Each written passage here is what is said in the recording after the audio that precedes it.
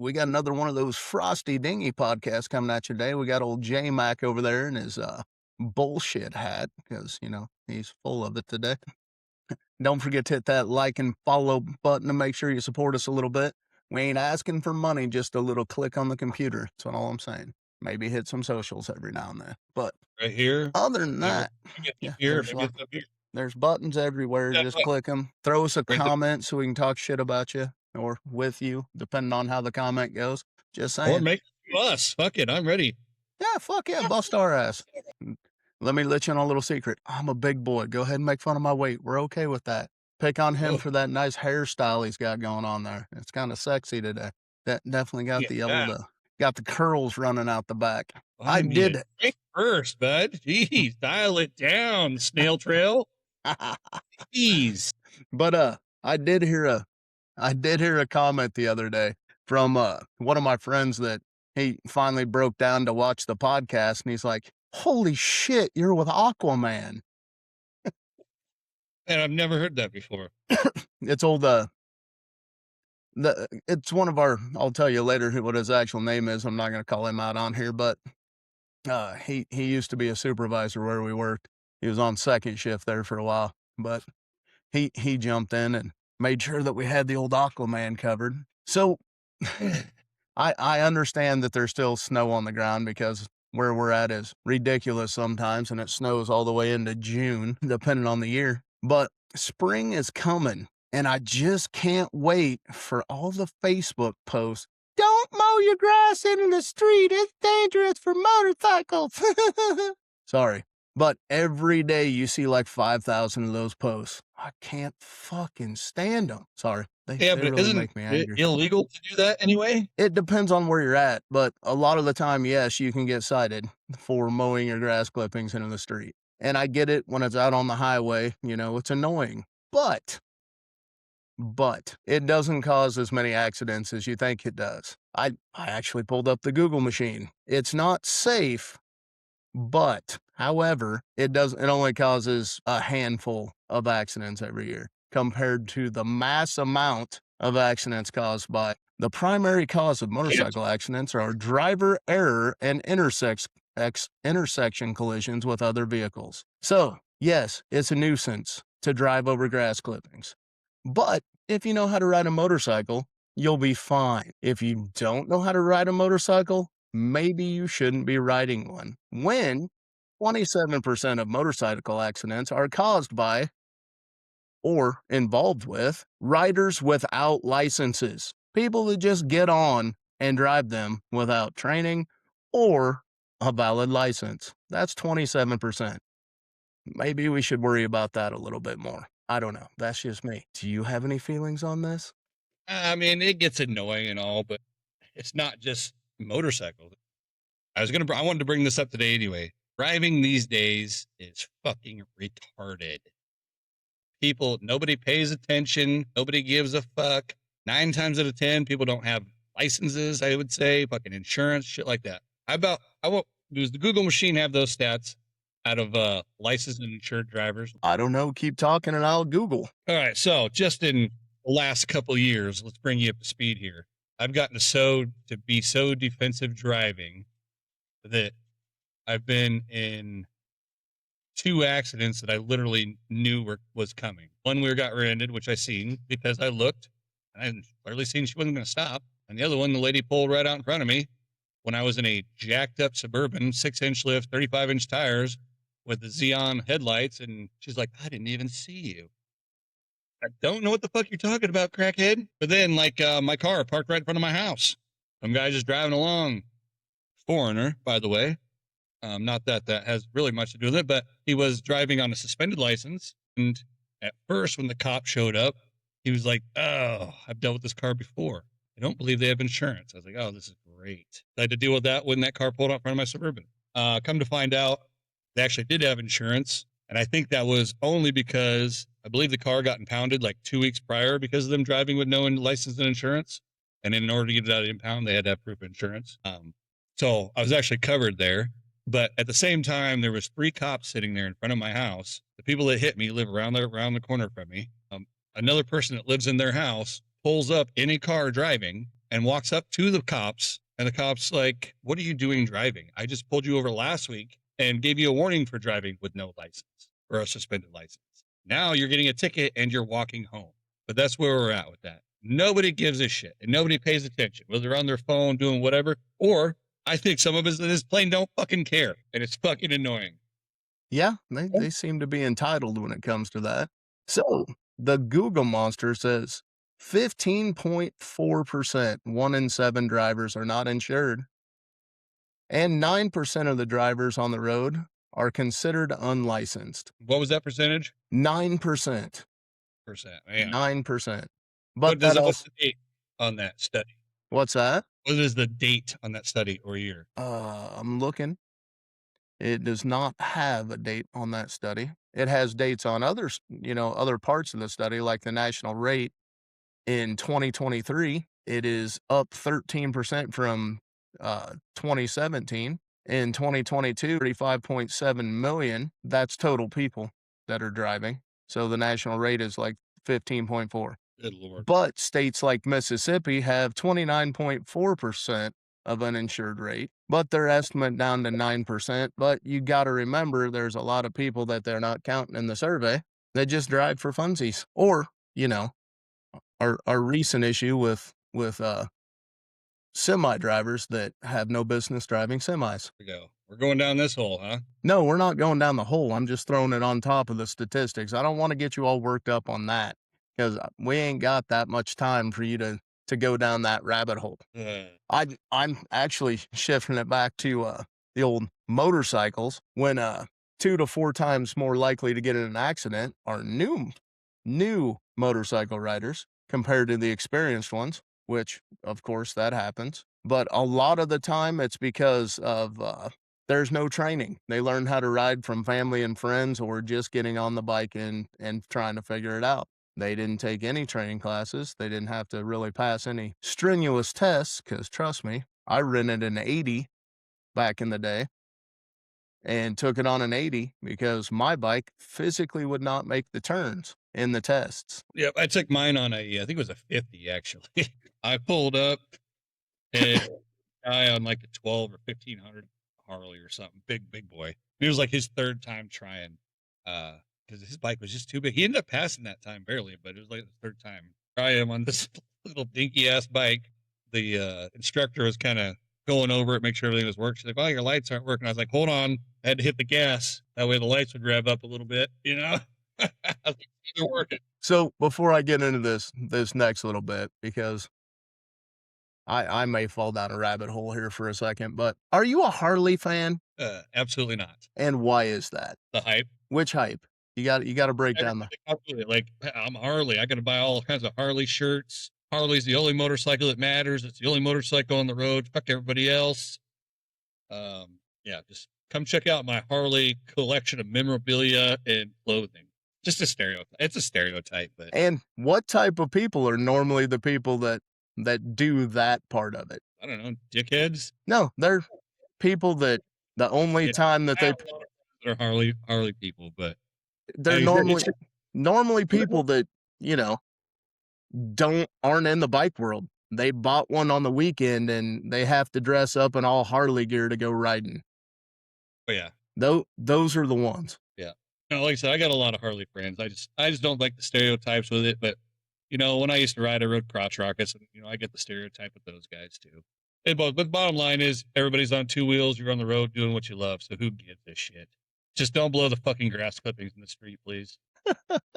So you do realize that when you come to grass clippings, if your hands aren't up here in the air because you got ape hangers and they're down here where they belong in front of you, you might not wreck on the grass clippings because you can control your motorcycle a little bit. Or maybe wake up the person on the back that's sleeping so they can actually go around the corner and lean with you every now and then, so you're not fighting the bike. Just saying. I just want to know where you're riding, where you're going, where all this grass is just all over the road all the time. I mean, generally it's only like a section of a quarter mile in front of a house, maybe. Or if it's in town, you ain't going fast enough to do anything unless it's raining. But I and mean, it's usually on a straight road. It's not even a corner.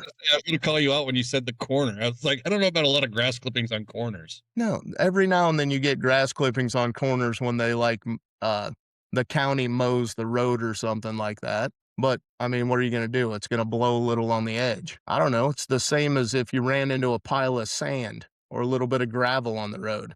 If you can't handle it, maybe you should rethink your Harley purchase. I mean, you got street tires on there with tread. Try doing it on a crotch rocket that has no grooves, usually. They got the slick tires that are meant to hang onto the pavement, but I don't know. So, another thing, and don't get me wrong, the people that actually are in the into motorcycles, that is what they do. They ride motorcycles, the groups, the clubs and stuff like that, and that's all they do all summer. Not the weekend warriors. The weekend warriors are the ones I have problems with. It's not the mainstream everyday riders that I got a group of friends down in Florida right now. They go down there every year.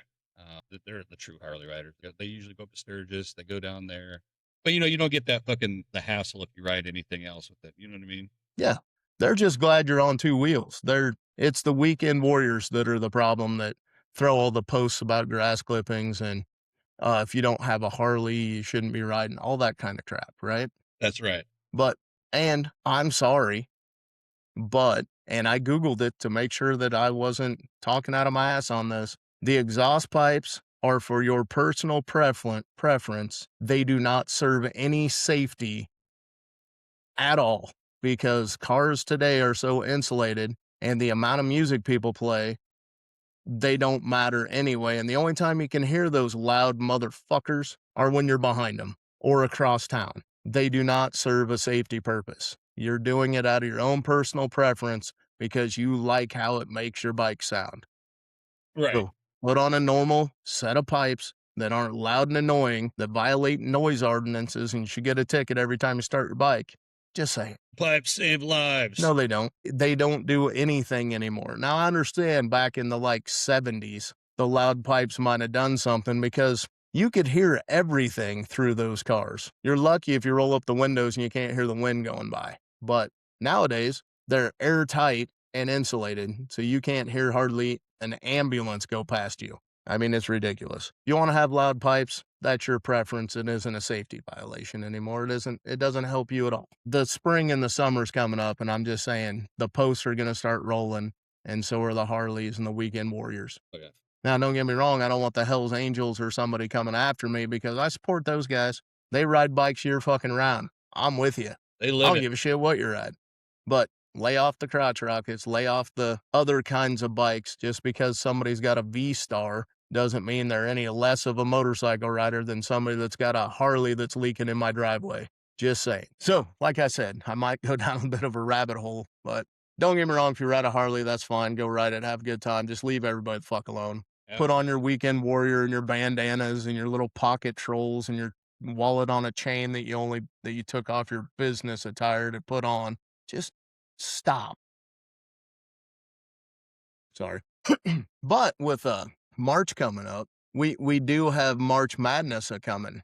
We got the old basketball tournament rolling up, but selection isn't until March 15th and the play-ins start on the 17th. So do you got any March Madness expectations this year? Do you got anybody you think that's a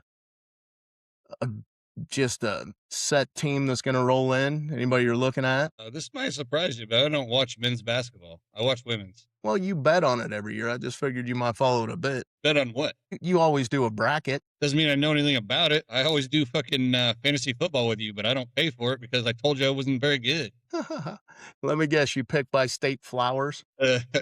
I go by jersey colors, home, obviously. So there is a team that's projected to be a high seed this year that I found interesting. That's why I brought it up. Iowa State is projected to be a high seed going in this year. Yeah, I've seen they're doing pretty good. I've actually caught a little bit of their games, and they do seem pretty good. Yeah, so they're projected going pretty high. And then you got your normal teams like Duke and UConn, Arizona. Houston apparently is tearing it up again this year. You got Kansas, Michigan State, Purdue, North Carolina, and Gonzaga. You know, the normal teams that roll in every single year. Where's Duke at this year? Duke. It's Duke? on the screen I'm looking at. It said top tenders expected to make the NCAA tournament include Duke, UConn, Arizona, Houston, and Iowa State. I don't remember where Duke's from, though. I know they're in the ACC, but I don't know what state they're out of. Yeah, I don't either. North Carolina. That's what I thought, but I wasn't sure. Apparently, they take their shirt off and whip around their head like a helicopter. I think they've been contenders for years. Yeah, Duke's always in there. I don't remember a tournament that Duke hasn't been in. Is Krzyzewski, is he still, or however you say his name, is he still coaching? Oh, I'm not sure about that. Holy Jesus. I did not know that. Uh, Duke did not make the NCAA tournament in 2021. Before that, it was 1995. They had a 24 consecutive appearances up until they missed in 2021 with a 13-11 record. Take that, Marty. I don't know. I'm not a huge Duke fan when it comes to basketball. I don't dislike them, but I don't ever project them to win anything whenever it goes into March Madness. I usually try to get them upset early. Try to. But apparently whoever I pick is the team that loses. I have made some money off of it, but not much. Yeah, I don't think I've ever done worth a shit on the brackets. But you also know what's coming up in March.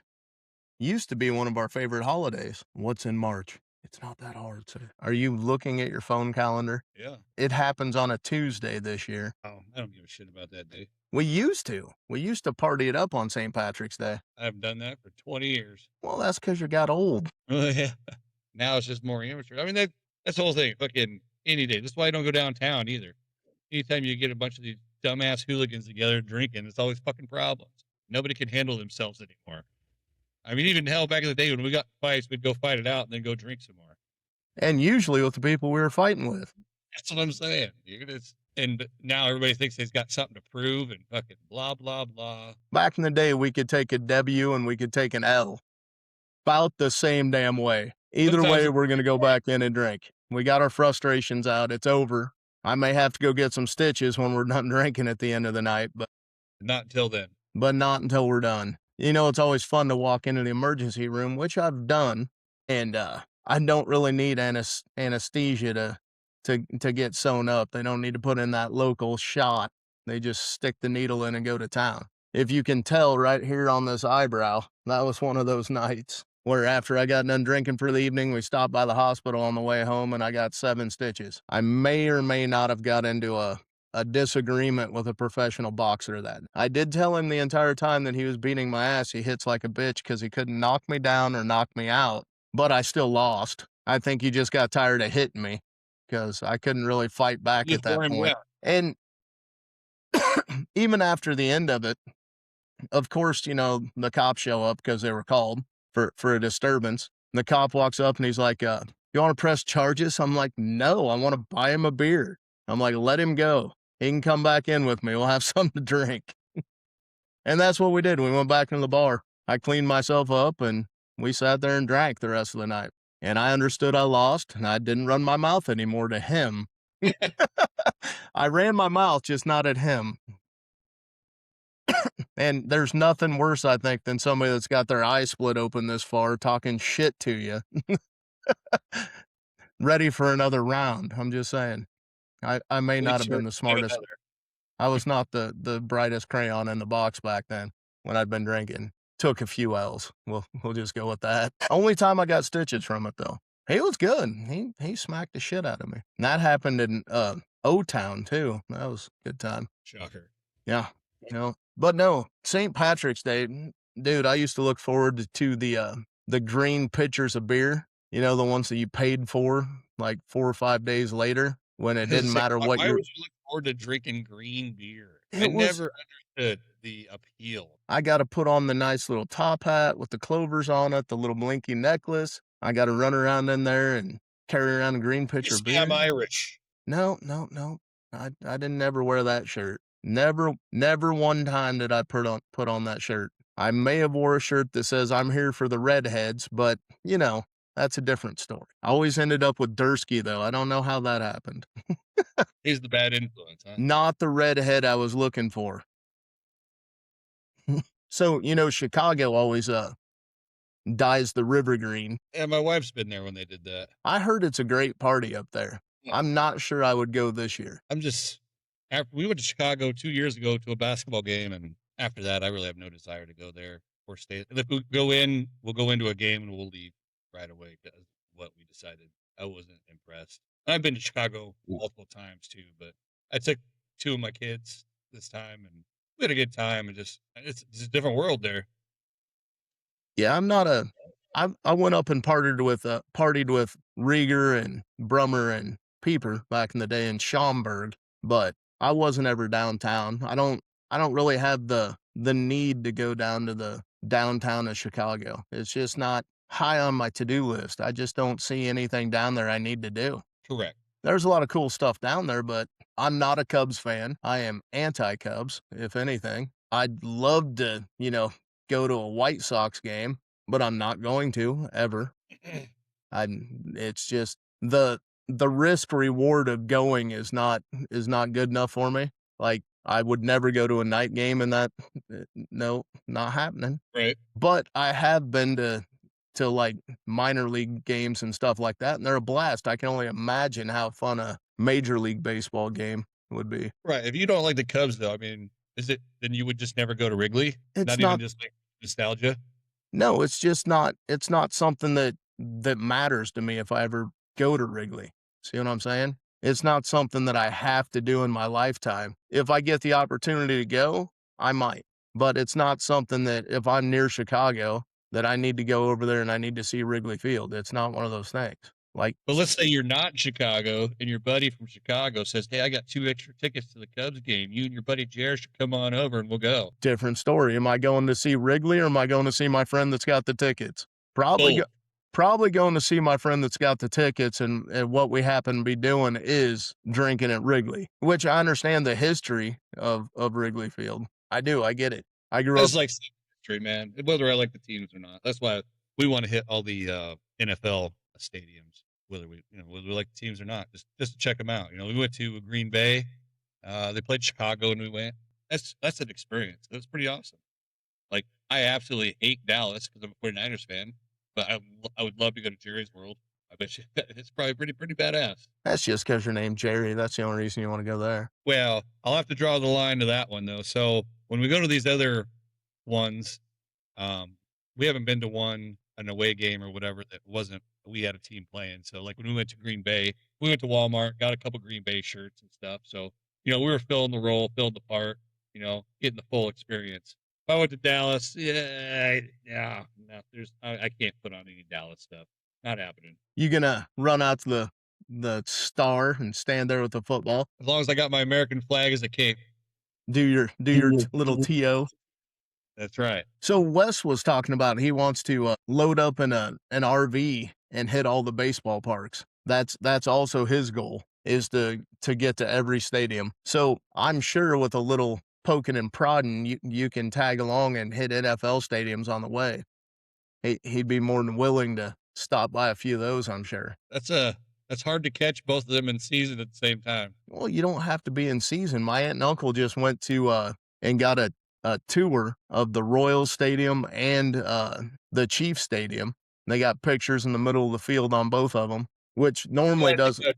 Cool, but I think I'd more want to see a game though, too, at least. She said that normally they don't let people on the field, but they're about to tear it up so they could play some soccer game, some big USA soccer game or something on that, which she was saying they also have to shave the field down a little bit because if you notice the NFL fields are a little humped in the middle. Mm-hmm.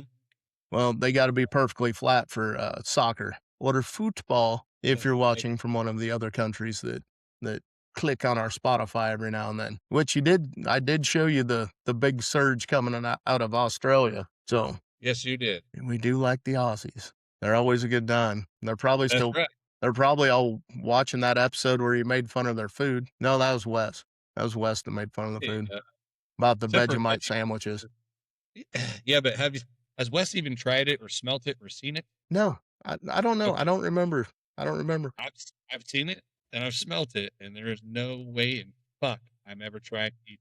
As I told you, our old roommate, she's actually here right now. She's from Australia. She would eat that shit. And I can't describe this fucking smell, dude. It's something else. And yeah, she just spread it on toast like a jam. You need to get her ass down here and have her say hi to Australia for us. Have her throw another shrimp on the barbie. And we just lost followers. Okay. I say they don't laugh when you say that usually. So if you had to pick one stadium other than your favorite team, what NFL stadium do you want to see the most? Well, probably Dallas, but there's some that's like, man, do I want to take a gamble because I kind of would have loved to go undercover as a Brown and go to Cleveland. Really? Oh man, I want to see if the rumors are true. I heard it's pretty rough. You don't want to do that with the Raiders? Well, yeah, that's in Vegas. You know, that would be so. Maybe if they were back in L.A. I'd rather would have went to Oakland. Or well, I don't know about that. Put on a Raiders jersey and keep your mouth shut. That's true.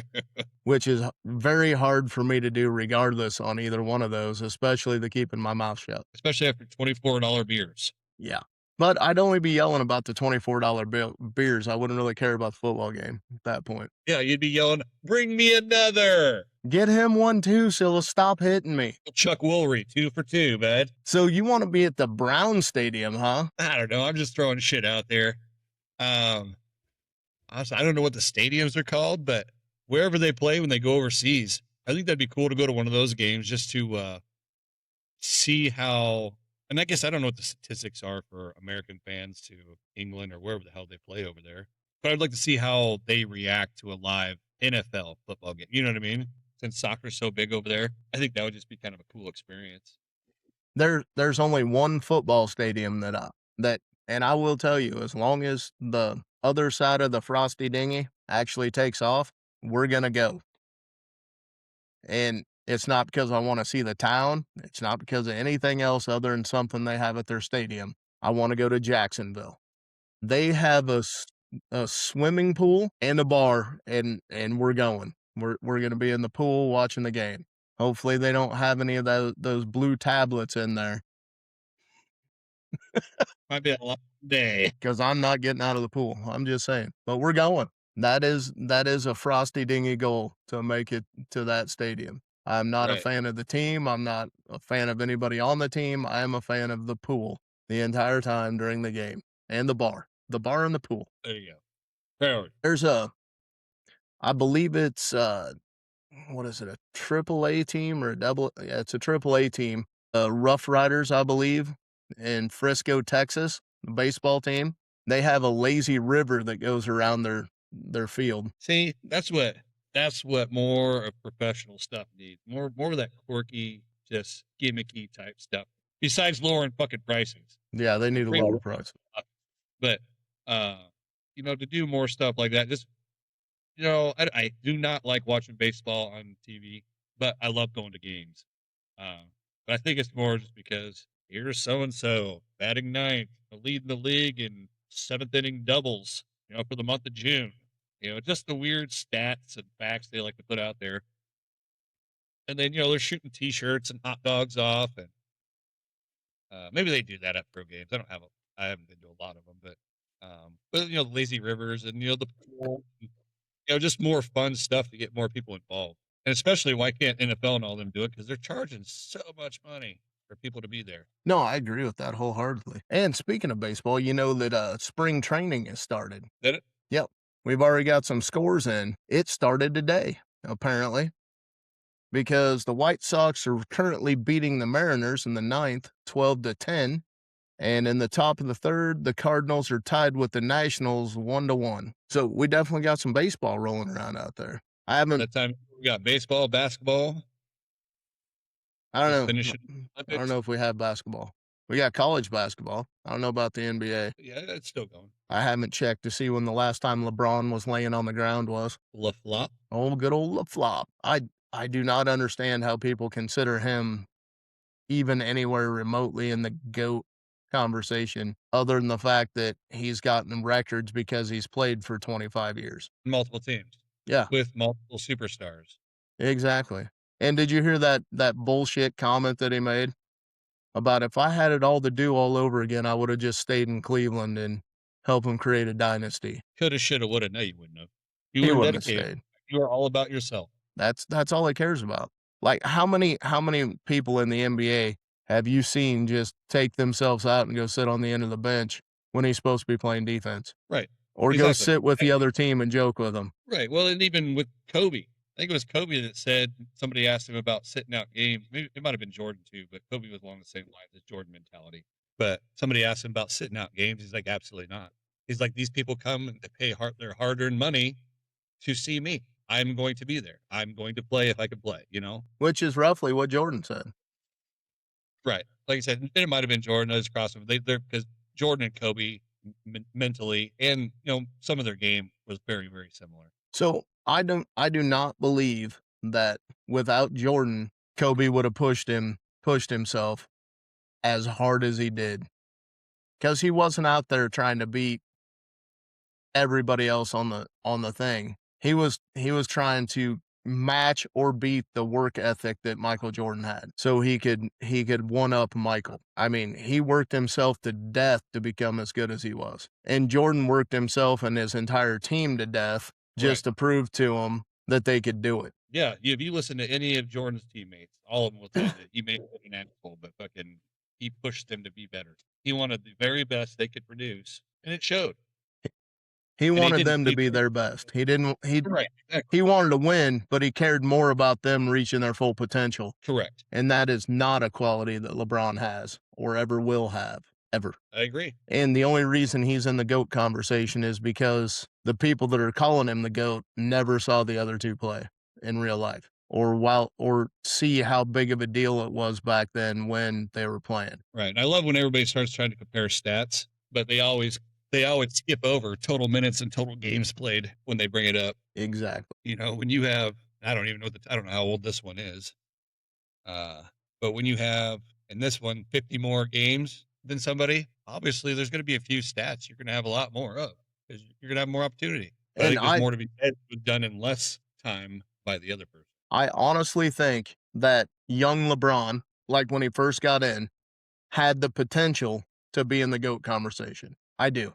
He had the skills. He was learning. He was really young when he first came in, but if he would have adopted the mindset of somebody like Jordan or Kobe, he could be in the conversation, but he didn't put the team first. And when he stopped putting the team first, his value went down, and so did his performance. He was too Well, and when he worried. came, that was when the league was really starting to go soft. Yeah, So that's how he was taught how he played growing up.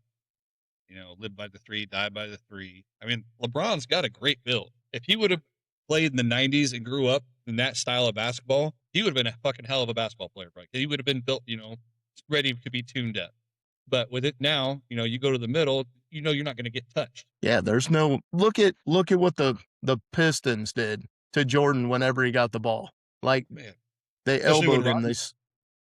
It's basically what happened to Jordan is what happens to Caitlin Clark every game. Correct. And that's why I watch women's basketball over the men's because it's a physical game. I'm not saying some of it's not a little too much as far as the physicality, but the women's basketball reminds me way more of 90s men's basketball than anything else. Now, don't get me wrong on that. I agree with you on the aspect, except for they're more petty. Like you didn't see people, grabbing hair and, trying to physically actually gouge somebody's eyes out. You didn't really Yeah, see that.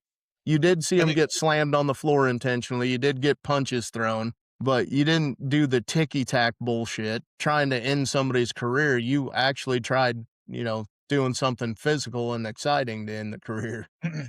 well, it also depends a little bit on, because I think that's just the difference between men and women when it comes to that shit, first of all.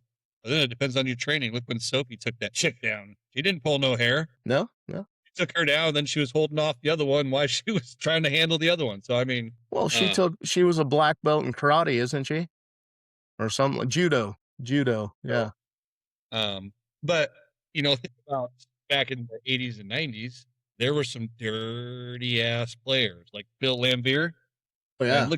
listen to all the interviews from him. Everybody says he was a dirty player because he would Isaiah literally Thomas? go after angles. he would try to put his feet underneath once you jumped.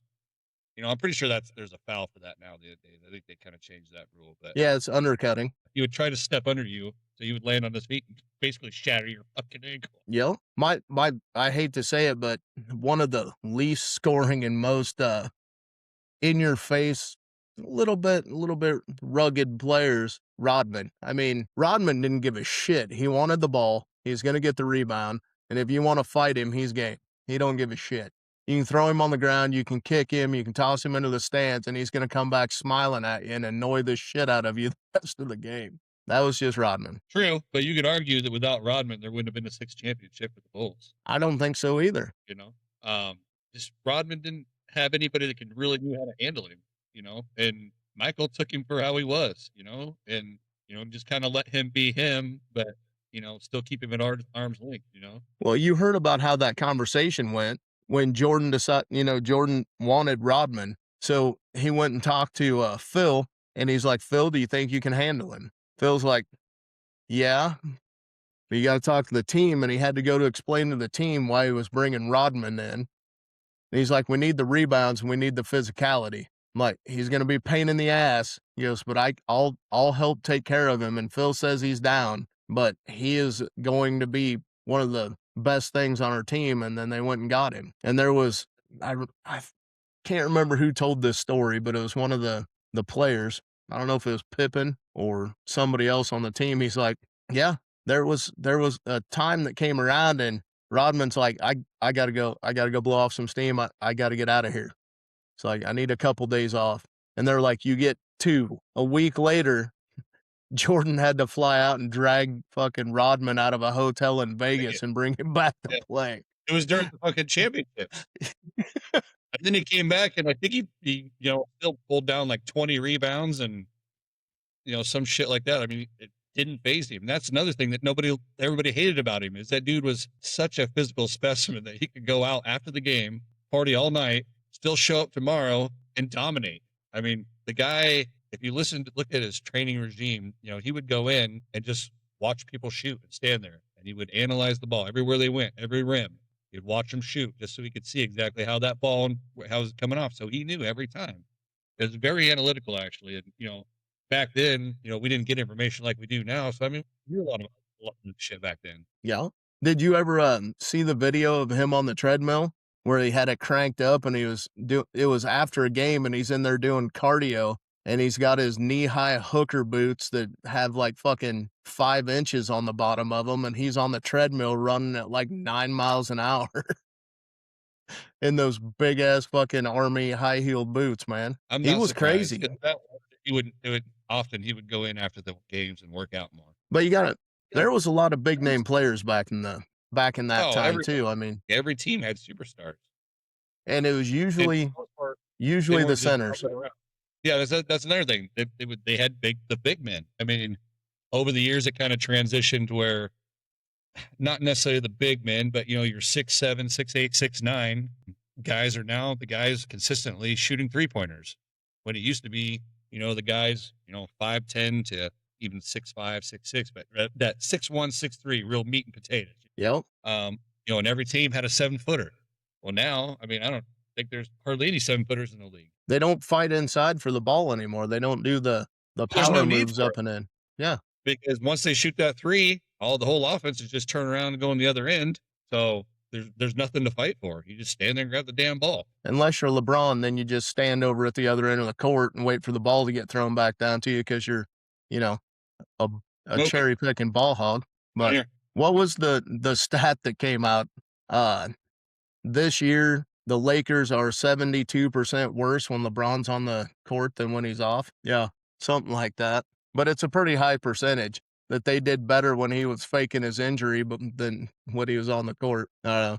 But no, they had Shaq back in the day in the inside, Yao Ming. Believe it or not, Horace Grant was actually a force there for a little bit. Bill Laimbeer. Who was it that played for Tim Duncan? Oh, yeah, fucking Timmy. Hall of Famer Timmy. David Robinson? Oh, yeah, the Admiral. Patrick Ewing. That's him. That's the one I couldn't remember. Sean Bradley. Who was the guy that played for the Celtics on the inside? I know you had Uh, McHale and Bird, but who was the big guy in there? Parrish, Robert Parrish, There he is, Parrish. Yep. the old man Parrish. And He then played till I think he was in his 40s. I think. yeah, then you had the this is a team that I don't think is out. No, they're not. They're gone now. But we had the Charlotte Hornets. Remember Grandmama Larry Johnson? That was Larry Johnson. Yeah. Yep. And Alonzo Mourning. Then back then when Shaq came in, you had little Penny. Remember Penny Hardaway? We can't forget one of the best ball handlers ever, Allen Iverson. There you go. He was a freak in nature how he could handle that ball. My roommate in college was from Jersey, and his favorite player was Iverson. So I came back from class one day and all of my shirts were missing a sleeve. He cut all the sleeves off, cut all of one sleeve off all of my shirts so he could wear them and be like Allen Iverson. I was less than thrilled. Us Midwesterners like both sleeves cut off, not just one. Yeah, Robert Parrish was 43 when he retired following the Nice. 96-97 season. Like I said, that was back in the days when you could get tuned up, and this dude's 43 years old, Yeah. just banging the boards. And didn't LeBron say the game's more physical now as well? Yeah, dude, I think he got fucking blown out of the water for that. But all those Braun lovers jumped right on the bandwagon with that. If Jordan would have played today, he'd get fucked up because we're more physical. No, you're not. You're No, not. he'd score 60 a game. He would average 60 points Yeah, if you because can't touch him, and fly right over the top of you every time, and you're not going to do nothing about it. yeah. No, I agree with that. So in today's NBA basketball, let me rephrase that because I'm not talking just the NBA. We'll throw the WNBA in there as well. Who is the most, other than LeBron or his kid, who is the most overrated player playing professional basketball? I don't really watch it, but there's only one player comes to mind, and I can't think. I think he's been in the league for like 4 or 5 years now. But when he came to the league, he started having like a weight problem. And I don't watch it enough to know who's a bust or not. Talking about Zion? Yeah, there you go. Him. Like I said, I don't know. When the first year when he played, the few times I seen him, he played pretty good. But then after that, he started having his weight problem. And that's all I ever heard about. But Yeah, mine's a little bit different. Mine is Angel Reese. in the WNBA, She is yeah, the for most. sure. No, I I said thought you were all just of pro basketball. I thought you No, said I did. NBA. Oh yeah, No, WNBA. I I said was all of definitely. pro basketball. Yeah, I I do not understand why they keep letting her get rebounds because they just let her do it. You They mean the don't me even. bounds? Yeah, the me bounce. They don't even fight her for them anymore. Well, they know she's not going to make the layups. Takes her like 10 shots to even make it. I pulled up a stat the other. I just posted it on Facebook of something that popped up that she's a big, right? She plays under the basket and she has the worst conversion rating in the entire WNBA at Oh, 100%. 5%. Everybody else is up in at least the 20s and she's at 5%. But they're watching because of Me Too, Yeah, which dude, may I be can't right believe because she runs her mouth. But there is an argument to be made for that. And they say that all publicity is good publicity. So whatever, it is working. She's still relevant. But if she would just shut her mouth, she would be 10 times the player to me. She just talks too much, runs her fucking mouth, and everything's got to be about her. And that's why until she gets that figured out, I doubt she's ever going to be on a contingency team. I read something online and I'm just gonna verify it real quick. Okay, so That's that that's was a just W. something that got blown up on TikTok, but apparently it's not true. So, but she has been suspended for part of a game due to comments made during media availability. Yeah. But she is expected to participate in preseason workouts. So that's opposite of what I heard because what I read was it said that she stated that she doesn't need to participate in off-season things because she shows up and she's still the best. But apparently that was satire that squeaked through on 5 different pages that I looked up earlier. But according to Bing, that's not the case. I didn't know I was in Bing, so we'll copy and paste it to a Google. See what Google Going back has to to your say. comment, she said about how people are watching because of her too. When we went to Chicago, we went to a WNBA game because I wanted to see Cordoza. I like watching her play, but obviously Reese was playing too. Um, the stands never got full. and they never even got to probably over a quarter full until about halftime. So that was to me, I was like, yeah, people are watching because of you. Right. I forget how many thousands less than Indiana's. And, Indiana was selling out. Like, this was 2 years ago we went. Indiana was selling out every game, home and away. And, they can't even, when I went to the Chicago game, they couldn't even do three quarters with less people. So, for capacity. I know I've thrown these stats out before, but I'm pulling them up again. Caitlin Clark's impact, her average attendance is between 15,142 and 17,000 plus fans, and that's bullshit. So I will have to just go without the comparison. And Angel Reese's average is 9,471 fans at her games. The But they're Sky lucky. attendance is between 6,748 and 9,471 fans, depending on the matchup, unless she's playing Caitlin Clark, and then it's well into the 20,000s. Yep. Well, like, I mean, the year, was it last year, right before Caitlin got hurt, right before they were supposed to play? They were supposed to play in Chicago. They ended up, they were moving the game because of the attendance, but then Caitlin got hurt. But yeah, just looking at some of the stats here, is like the WNBA, for the most part of its 30-year history, has operated without turning a consistent profit, historically losing over 10 million annually. However, the league saw a record-breaking 2024 season, which was Caitlin and Angel's rookie season, doubling revenue since 2019. In 2025, the league generated enough revenue to trigger revenue sharing with players for the first time. Yeah, they made I believe it was a $6 to $8 million profit that year. Yeah. And I think it's just going to go up, dude. Like, it's just a better game to watch. And now the eyes are on the game. I think more people are watching the girls in college, and they continue to watch them as they come in. So I I know think my they house, go ahead. as I just know my household has, and it's like I said, it's more entertaining. It's fun to watch. And then I haven't watched too much of the Unrivaled, that 3-on-3 league. But I know they're trying different leagues. I think Ice Cubes is Unrivaled. Is that Ice Cubes? Yeah. Yep. So it's cool they're trying to do a lot more things for the women to get them in the spotlight. But they're WNBA. I think the profits are just going to keep going up. Finally, Well, they need to figure out more of the smaller college attendance sports, right? That they got to figure out a way to monetize them, right? And get them to where there's actually professional teams so these athletes in college have somewhere to go. Like one of the leagues that you can buy into pretty cheap right now to be an owner is professional women's softball. Right now yeah, they that's got starting a this year. yeah. Yep. But I Kansas looked City's into it 3 years ago and to get a franchise and stuff like that on it, and it was very, very low priced. You just gotta be able to afford the contracts and stuff like that afterwards. But to buy in, it was dirt cheap. But they're trying to expand it into a lot of, big cities. Of course you'd wanna do that.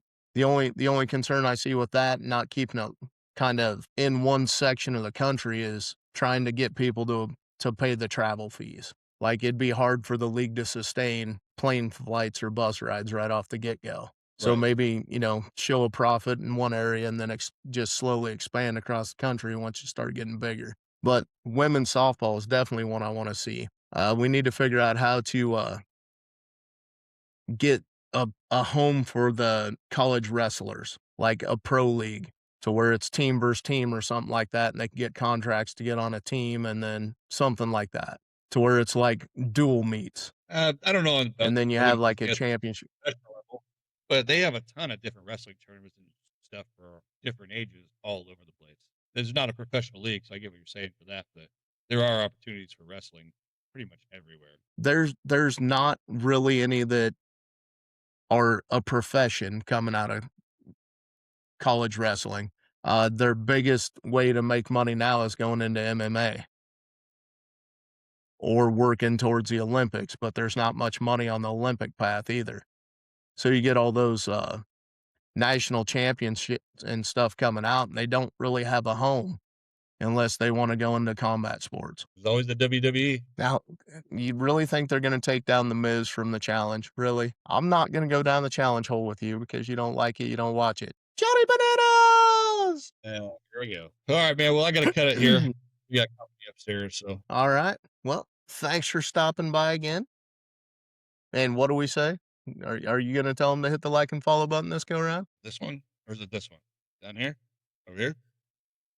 Right here. That like and follow button. Hit that like and follow button. Good job. Subscribe, why don't you? Make it happen. Not to turn a profit in, but so you can see our two pretty faces every week and keep coming back. Drop a comment in there. That's a good ending. So I will. What's that? Said, make sure you drop a comment in there. What was that last part? I've already said it twice. There we go. Shit talking in the comments is definitely promoted. Definitely promoted. All right, man. Well, I will catch you on the next one. You have a good time with your company. Later. It's called Frosty Dinghy, and I'm the dolphin, and you're the flower. Well, I guess. I think it should be Dr. Parker, but